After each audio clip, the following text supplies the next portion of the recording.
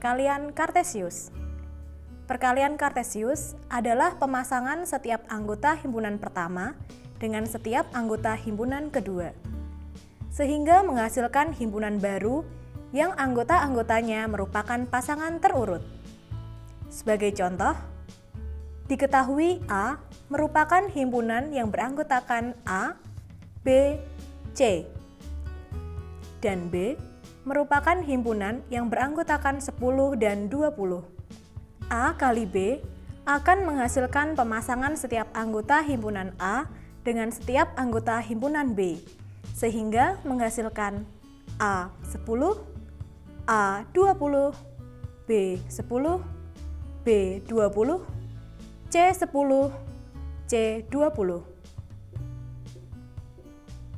Perkalian Kartesius juga bisa dinyatakan dalam bentuk tabular ukuran M kali N. M dan N masing-masing menyatakan banyaknya baris dan kolom, yang masing-masing bersesuaian dengan banyaknya anggota himpunan pertama dan banyaknya anggota himpunan kedua.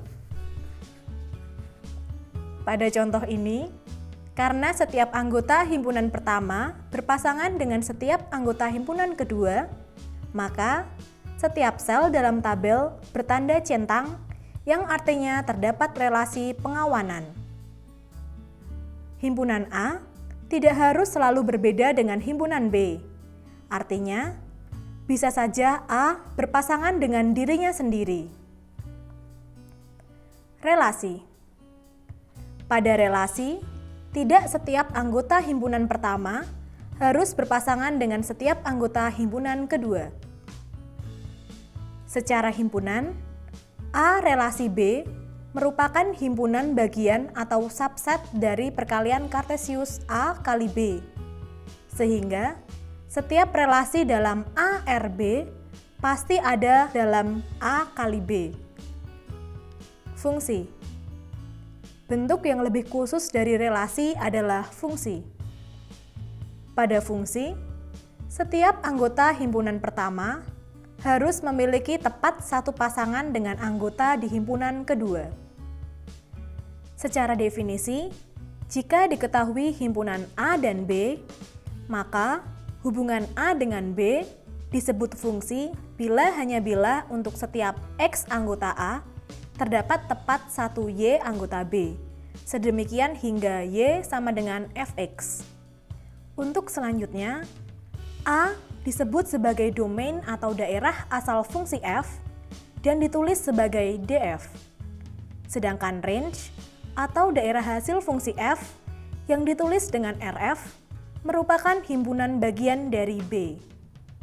Fungsi juga bisa dianggap sebagai pemroses dengan aturan yang diberikan. Sehingga ketika memproses diberi masukan atau input, maka dengan aturan yang diberikan, pemroses akan menghasilkan keluaran. Macam-macam fungsi. 1. Fungsi konstan. Fungsi konstan adalah fungsi yang mengawankan setiap masukan dengan konstanta yang sama. Jadi, apapun masukannya akan sama keluarannya. 2. Fungsi identitas. Fungsi identitas adalah fungsi yang mengawankan setiap masukan dengan dirinya sendiri, sehingga keluaran sama dengan masukan.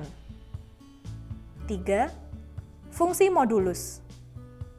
Fungsi modulus dikenal dengan fungsi mutlak atau absolut. Fungsi modulus adalah fungsi yang memetakan setiap bilangan real ke nilai positifnya. Sehingga, jika X adalah bilangan real positif, maka fungsi modulus sama seperti fungsi identitas. 4. Fungsi genap. Fungsi genap adalah fungsi yang memetakan X maupun minus X ke nilai tunggal yang sama. 5. Fungsi ganjil. Fungsi ganjil adalah fungsi yang memetakan minus X ke nilai negatif dari Fx. 6. Bukan fungsi ganjil dan fungsi genap.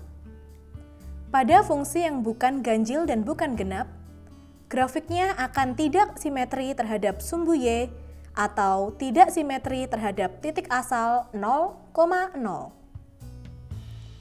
Sifat-sifat fungsi. 1.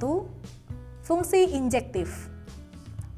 Fungsi injektif adalah fungsi satu-satu dengan kondisi apabila A1 sama dengan A2, maka FA1 sama dengan FA2.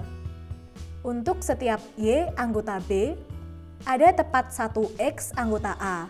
Sedemikian hingga Y sama dengan Fx. 2. Fungsi surjektif.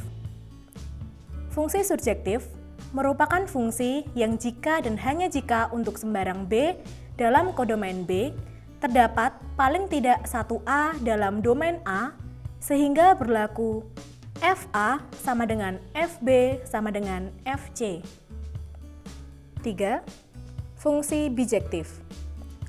Fungsi bijektif merupakan fungsi surjektif sekaligus fungsi injektif jika dan hanya jika untuk sembarang B dalam kodomain B terdapat tepat 1A dalam domain A, sehingga FA sama dengan B dan tidak ada anggota A yang tidak terpetakan dalam B.